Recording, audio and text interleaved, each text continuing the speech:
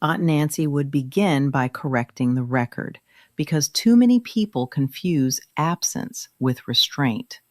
There is a difference between a man who is quiet and a man who is silent.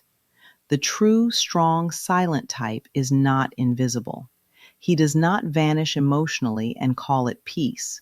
He does not withdraw and expect his woman to interpret neglect as depth. His silence is not an escape hatch. It is a container, and everything inside that container is felt. A man like that does not need to announce himself. His presence announces him. When his woman is washing dishes, focused, hands in motion, he does not speak from across the room. He walks up behind her. He places his body close enough that she feels the warmth before the touch. His arms wrap around her, not hurried, not performative. A kiss lands where it means something: shoulder, neck, temple. He doesn't interrupt her task. He joins her moment. That is not noise. That is presence. A strong, silent man makes eye contact that holds, not glances that flee. When his woman speaks, he may not respond with many words, but she knows, without doubt, that she has been received, not stored away, not delayed, received. His silence does not create anxiety, it creates safety, because his woman never has to wonder if she matters. She knows she is heard because her needs show up in his behavior. She knows she is loved because affection is not rationed or transactional. She knows she is prioritized because his attention does not disappear when things become uncomfortable. Aunt Nancy would say this plainly. The real, strong, silent type does not leave a woman guessing about her place. Guessing is not mystery.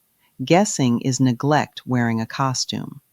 This man may not explain himself often, but he reveals himself constantly, through touch, through consistency, through how quickly he moves toward his woman instead of away from her when something needs repair. He does not weaponize calm. He does not call emotional withdrawal maturity. He does not confuse stillness with leadership. If he hurts her, he does not go quiet and wait for time to pass. He steps closer. He grounds. He listens. Silence for him is not avoidance. It is focus. A woman loved by this man does not shrink herself to maintain harmony.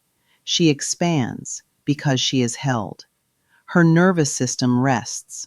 Her body softens. Her voice remains intact. Aunt Nancy would pause here and say, women are not drawn to quiet men because they want less. They are drawn to quiet men because true silence amplifies what matters. And when silence is paired with action, affection, and accountability, it is not empty. It is powerful. Aunt Nancy would continue by naming what too many women have been trained to excuse. There is another kind of silent man. He benefits from the reputation of the strong silent type without doing the work that earns it. His quiet is not grounded. It is strategic. It is defensive. It is designed to end conversations rather than deepen understanding. This man does not move toward his woman when something is wrong. He moves away and calls it composure. When she speaks of hurt, he becomes still, not to listen, but to wait her out. His silence functions like a locked door. He believes time will do the work that accountability requires. He believes that because he does not raise his voice, he has done no harm.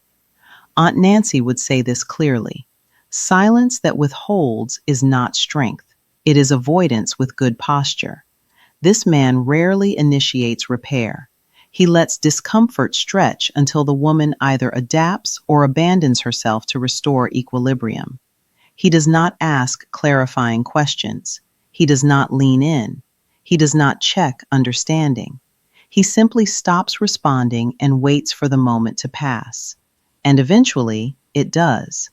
Not because it was resolved, but because his woman learned that speaking costs more than staying quiet. This is how women begin to disappear while still present. Their laughter softens, their requests shorten, their expectations lower. Their bodies grow tense in rooms that should feel safe. Aunt Nancy would note the distinction here. The false, silent man believes leadership is emotional neutrality. He believes stillness makes him unaccountable.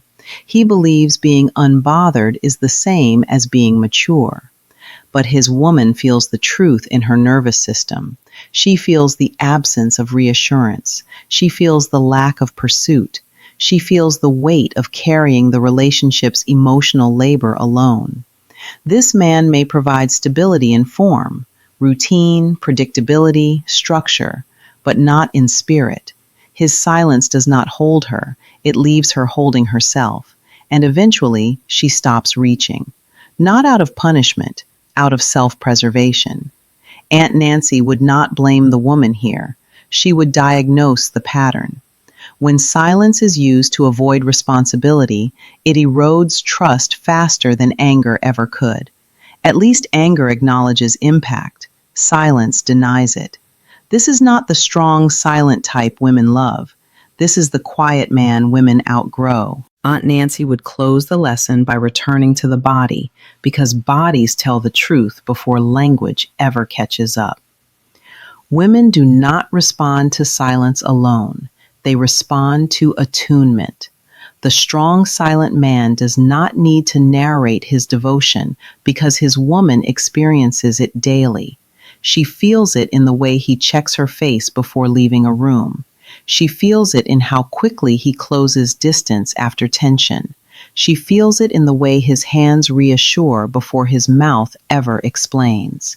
His silence is active. It listens. It adjusts. It repairs. When conflict arises, he does not disappear into quiet. He becomes more intentional. His calm is not a wall. It is a bridge.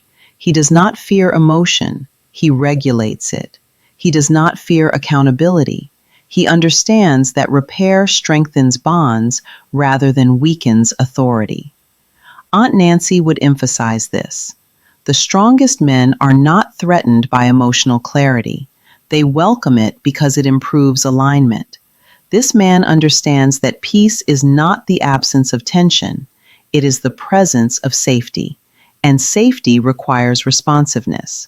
His woman never wonders if she is asking for too much. She never feels foolish for needing reassurance. She never doubts her place in his life because he occupies space with her, not parallel to her. That is why women soften for this man. That is why they trust him. That is why they open. Because silence, when paired with presence, becomes intimacy. Aunt Nancy would say the final truth plainly.